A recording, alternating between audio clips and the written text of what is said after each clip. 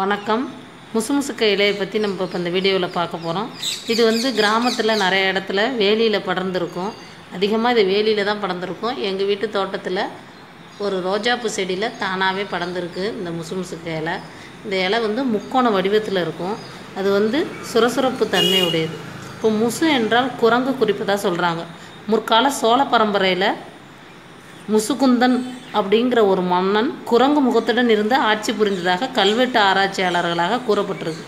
ஆகையினால தான் முசு என தொடங்கும் இந்த மூலிகை வந்து சித்தர்களின் மறைபொருளாக இரு குரங்கின் கை என அழைக்கப்பட்டது சித்தர்களால். இதை சிலர் வந்து மொசுமொசுக்கைன்னு நம்ம கிராமத்தில் சொல்லுவோம். ஐலேயம் என்றும் அழைப்பர். இது மார்பில் உள்ள கபத்தை நீக்கி சுகமளிப்பதால் இந்த இலை வந்து சளிக்கு வந்து முதலிடம் பெற்றுள்ளது.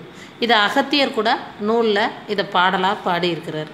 இதை சமைச்சு சாப்பிட்டு வந்தால் இருமல், கட்டி, இறுகிய கோழை, இறைப்பு, மூக்கில் நீர் வடிதல், நெஞ்சு சளி, இந்த கம்மல் இது எல்லாம் தீரும்னு சொல்லியிருக்காங்க.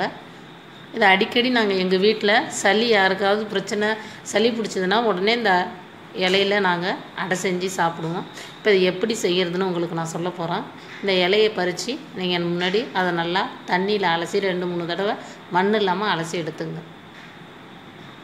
இதை தனியாக நம்ம புழுங்க அரிசியில் கொஞ்சம் 1 கப் புழுங்க அரிசினா 1 புடி இந்த கீரையை பறித்து அரைச்சி சின்ன வெங்காயம் கட் பண்ணி போட்டு அப்படியே நீங்கள் அடையாக செய்யலாம். நான் இப்போ ஈஸியாக என்ன பண்ணுறேன், அதை இட்லி மாவுலே கலந்து செய்ய போகிறோம். உங்களுக்கு ரொம்ப ஈஸியாக சொல்லித்தர போகிறோம். அதேமாரி இந்த இலையை கொஞ்சம் ஒரு 2 கைப்பிடி அளகுனா 2 ஸ்பூன் மிளகு நீங்கள் சேர்த்துக்கலாம். மிக்சியில் போட்டு இதை நல்லா அரைச்சி எடுத்துங்க. எடுத்துகிட்டு நான் வீட்டில் இருக்கிற இட்லி மாவு இல்லை தோசை மாவு எது இருந்தாலும் இதை நீங்கள் அதில் மிக்ஸ் பண்ணி தோசையாக செஞ்சு சாப்பிட்லாம். இதில் நீங்கள் சின்ன வெங்காயம் கட் பண்ண சின்ன வெங்காயம் போட்டு செஞ்சு சாப்பிட்டா இன்னும் டேஸ்ட்டாக இருக்கும். நான் சின்ன வெங்காயமே போடல.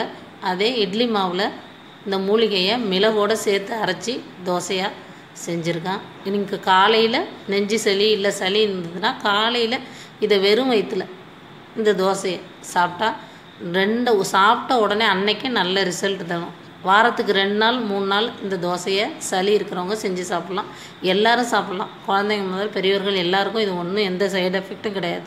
நீங்கள் தனியாக செஞ்சு சாப்பிட்னா புழுங்க அரிசியோட இந்த இலை மிளகு சேர்த்து அரைச்சிட்டு சின்ன வெங்காயம் கட் பண்ணி போட்டு நீங்கள் தோசையாகவும் ஊற்றி சாப்பிட்லாம், அடையாகவும் ஊற்றி சாப்பிட்லாம். சாப்பிட்றதுக்கு முசுமுசுக்கு இலை வந்து சுரசுரப்பாக இருக்குது அப்படின்னு நினைக்காதீங்க. இலை இந்த தோசை ரொம்ப டேஸ்ட்டாக இருக்கும். நீங்கள் அடையாகவும் சாப்பிட்லாம், சூப்பாக செஞ்சு கூட சாப்பிட்லாம். நன்றி, மகிழ்ச்சி.